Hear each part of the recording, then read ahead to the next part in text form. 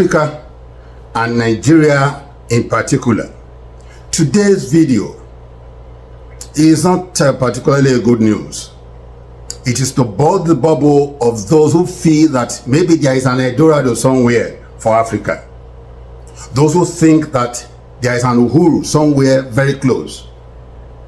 I want to let you know, especially those of you who have been following Africa's event, particularly with her relationship, in her relationship with the neo-colonial forces. First of all, I want you to go look for the video of Professor Howard Nicholas on Africa's development, the real issue. What he says there, after listening to him, I want you to compare with what I'm going to say here today to validate this video, especially if you think that there is a brighter future just somewhere around the corner for Africa, or there is an escape route somewhere there for Africa very soon, especially with the crop of leaders Africa has today. Well, maybe perhaps with the exception of a few of them who are now seeing the light, and they are now towing, the line of development. In this, I will single out South Africa, who's already, who has already read, between the line. Where am I going today? Is that there is no yet Uhuru. No Eldorado yet, because since I was in the universities, let's say in the late 80s to stroke early 90s, I've been hearing a particular sentence or phrase up till now in my adult life as I speak. The same phrase and the same language is still being spoken by our politicians. And what is this phrase? Please, you people should tighten your belt. The government is doing its best to reshape our economy, to revamp our economy, to put our economy in good position. So you citizens, we want you to tighten your belt. Keep tightening your belt, because the end result is going to be beneficial to all. I've been hearing that since the 80s up to now. You see, the common man in Africa, and particularly Nigeria, have been tightening their belts ever since. And many of them don't even have stomach to even absorb any belt anymore. Meanwhile, those who admonish them to tighten their belt, they don't even have belt, because the kind of stomach they have, the protruded stomach they have, there is no belt that can take it. They all wear agbada, traditional wear, or they have a pregnancy like that of a 9-month-old woman with pregnancy. So that's the situation now. Tighten your belt, tighten your belt. We've been hearing that all the time. Meanwhile, the common man has been tightening belts, but the results of the belt tightening has never shown. It has never shown in improved education. It has never shown in improved transportation. It has never shown in improved healthcare. It has never shown in their economic development individually. It has never shown. Rather, it's the opposite. And yet they've been tightening belt. The question to ask is, where are all the monies going? That's the logical question to ask. Now, in this, I'm going to tell you two factors that are responsible for all this problem. Number one, let me give you external factor. The external factor, whether you believe it or not, is the fact that the colonial West will never allow a futuristic, a man of vision, a man of integrity, a man who knows what to do with the economy, a man who can turn the situation of Africa around. The colonial West will never allow such to be president in Africa. Mark my words. If they mistakenly allow it, or if by forces of nature, one way or the other, such a person gets there, you know the story. Listen to Howard Nicholas, then and tell me the story in full. They will never stay long. Yes. Now, what do? They shop for people who have skeletons in their cupboards in Africa. They shop for people with shady antecedents. They shop for people whose hands are dirty. They shop for people who lack integrity. They shop for people who have some stories to tell, unpalatable story. They shop for people whose files are already with the FBI or Interpol or the shady deeds of the past. They shop for them and make them president. Irrespective of who they are, they make them president because they know by the time they unleash the forces of IMF, World Bank, and all those colonial institutions that are meant to destroy the economies of their people, by the time they unleash those constitutionality on them, they will not be able to say no. Should they say no, they just show them the aids. Remember this case file? Remember you are this? Remember the world must not know this? Then they play the ball immediately. If you think, you Nigerians think that what is happening to you right now is ordinary, you are a joker. It's not ordinary, I will tell you. President Bola Ahmed Tinubu was vying for the presidency of Nigeria. Nigerians from all the spectra of the society were asking him, come and tell us what you have for us. Tell us what you have for us. Present your manifesto. We want to know what you want to do for us. The guy ignored all because he didn't really need your vote. What did he do? He ran to Chatham House. When he ran to Chatham House to present his manifesto to his masters, the moment he did that, some of us knew.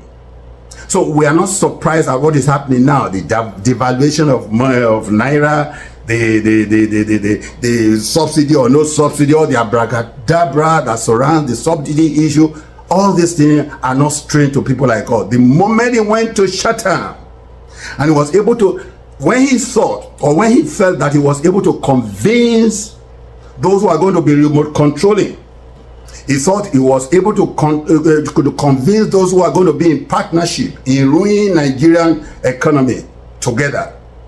What did he do? He was dancing, victory dance after Chatham House, dancing to Chris Daniel. Yes, because he was able, or he has been able to convince those who wanted him to be there to continue the ruination of Nigeria's economy to the detriment of you the people. Look at the victory dance. Look at him after Chatham House speech.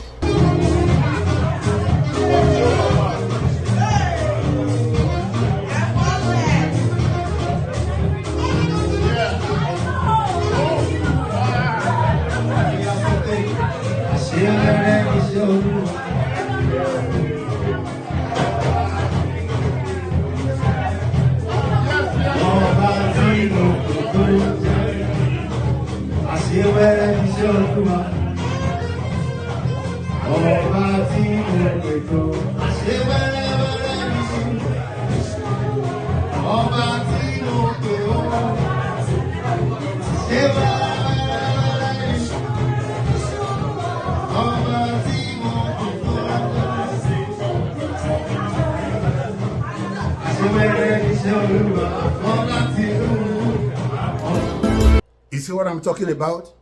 These are the kind of leaders that they want you to continue to have, so that nothing will happen. I tell you, look, you may shout for all you care till eternity. You may even go to church. Of course, don't let me go into the church angle, because those are partners.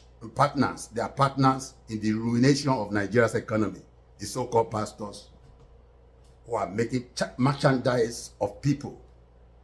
Yes, who have left the Bible and they are now, making sure that they line their pockets because of the gullibility of the people they rule over. Because all those Jews, and they also rule. They are another kind of principalities after politicians. So I'm not going there today. That's not even my area of focus at all. Those who know. Those who don't know, unfortunately, they are still wallowing in that murky waters of religion. Okay? Now, what are we talking about here? The neocolonial forces have succeeded in completely emasculating the economies of Africa, particularly that of Nigeria.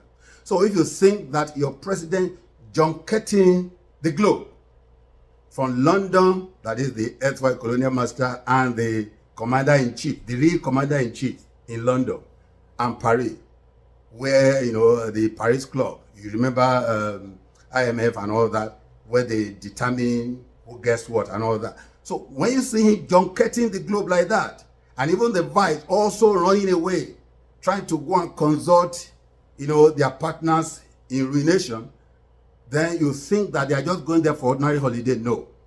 They're going to consolidate the suffering of the people. This is exactly what is happening today. Exactly what is happening. Those with credibility have it very, very difficult to get the reign of power in Africa.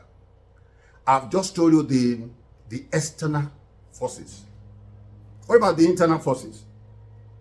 The internal forces is reflected just a little in what Senator Ojus Okalo, the man who has an avalanche of cases with EFCC, yes, economic and financial commission, whatever, corruption and commission, the body that fights corruption in Nigeria. He has an avalanche of cases. But the moment he crossed over to the ruling party, or let me call it the ruining party, APC, then he was forgiven. Now he has no case to answer, in spite of his fight with EFCC. What did he say recently? He said 40 million naira a month. In fact, the journalist, Sheon, my good friend, Sheon Kibaloye, he said, in a year? The guy said, no, in a month. Now, he now continued to tell Sheon where the money goes, 40 million naira in a month. He said it's not sufficient for him at all. In a country where the country or the government finds it difficult to approve 70,000 for an average worker. Okay? 40 million is not enough. Of course, how will it be enough? Before they buy houses for concubines and side chicks, before they embark on a useless and meaningless tour of Europe and America, before they do all those things that are not before they buy houses for themselves and other people. Look, this is where your money goes. And so he said 40 million was not enough for him. And a country like Nigeria is tolerating that. So the question here, and where I'm driving at, is the vehicle is just one part of it. Is how the political class live large at the expense of the average person. When the average person in the society cannot feed, fuel prices have gone up, and they're looking to you, those of you who promised them good life, who went to them in the constituency, who said APC is the best thing that's happened to Nigeria, and you should vote for APC, and now you go to the National Assembly and they hear this amount of money that you take home as wages and salaries and emolument, and they wonder, why are these people behaving this way? You're not reflecting the average person that you are representing. No, sure, it depends. I'm doing my duty as a legislator in my constituency. I can never fail in my duty. And I'm sure that most senators are doing their duties in their constituencies. I can never fail in Abia non-senatorial district. The question is, at what expense? That you are getting so much. Getting what? From where? You don't think that the livelihood and what it costs Nigeria from where? To fund the lives of those who are in government is too... Sure. If you have told me, I will bring you the statement of my account from the Senate. How much do you earn as a salary senator? I earn 14 million for everything. In a year or per month? In a month. In a month? Yeah, but everything compulsory.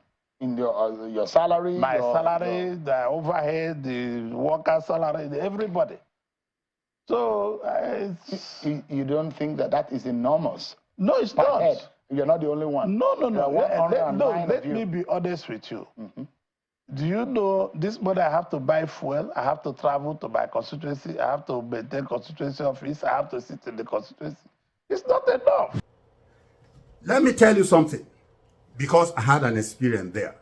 I worked at the National Assembly So, our journalists sometimes, I give kudos to them, they try within the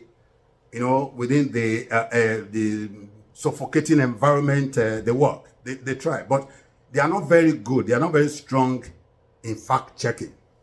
Otherwise, what Ojuzo Okalu is saying, I have to pay staff. Which staff is he paying? I worked at the National Assembly. I once worked at the National Assembly as a senior legislative aide. An average senator has senior legislative aide, has PA, has legislative aide, has other aides, about 6 or 7 or thereabout, that the senator in Nigeria has. So if you let that man bamboozle you with, I have to pay a worker, asking which worker is it working? Those senior legislative aides, our salary used to come from National Assembly Commission, not from any particular senator. Let that be clear. Go and fact check me on that, except if it has changed. Our salaries and all our emolument came from the National Assembly Commission, not from any particular senator that we serve. Mind you, don't let the man bamboozle you. Keep asking him, what do you do with 40 million? That is not sufficient. So these are the internal forces that are destroying the country. He said in Abia North, whatever Abia South, that he can never fit. Ask the citizen in that Abia North or South, what improvement have their lives experienced since this guy became their representative at the National Assembly? Ask me. What the condition of the roads in that constituency? What the condition of education in that constituency? What the condition of health in that constituency? What the condition of employment in that constituency? Yet, is bragging on television. So this is an average politician in Nigeria. So if any of you in Nigeria or Africa think that things are going to happen, maybe by the time we elect it, I'm sorry to say, the hard truth is that it seems to me that Nigeria's Africa system is not right for ballot. Ballot system may never be able to solve Nigeria's problem. Why did I say that? If you read, well, let me not refer you to my chapter in one of the books that I titled The Miracle of the Asian Tigers, the Asian Tigers Miracle. All those countries that are characterized as Asian Tigers, talk of Taiwan, talk of China, talk of Hong Kong, talk of all of them in the Asian countries, the Asian Tiger, including Japan. They never develop by ballot. I will not elaborate on that. But where do we see men who are patriotic enough? Where do we see men who are honest enough? Where do we see men who are not selfish? Where do we see men who put the interests of the people at heart to be able to change the situation of Nigeria, of Africa? Well, except what some 3 countries just did recently when they severed themselves from the stranglehold, when they disentangled themselves, their economy from the stranglehold of erstwhile colonial master who up to that time acted as imperialists on their countries, until the rest of Africa is able to do that and know that the future of their development does not lie with the road they've been towing since independence. Until then, there is no yet Uhuru. There is no Eldorado anywhere. Africa's economic development will just be moving, will just be rolling with perpetual motion without movement, like Baba's chair. Perpetual motion without movement. That's how it will be. A word is enough for the wise. As usual, this is Dr. Femi Adegbulu. I come in peace. Remember, I'm the only peacemaker who come to peace table with the weapon of mass destruction. The truth, because I tell it the way it is, point blankly. Till I see you again, don't forget to subscribe and make sure you share and like. Let the discussion continue on the discussion button. Let's continue the discourse here. Till then, stay out of trouble so that we'll meet in peace. God bless.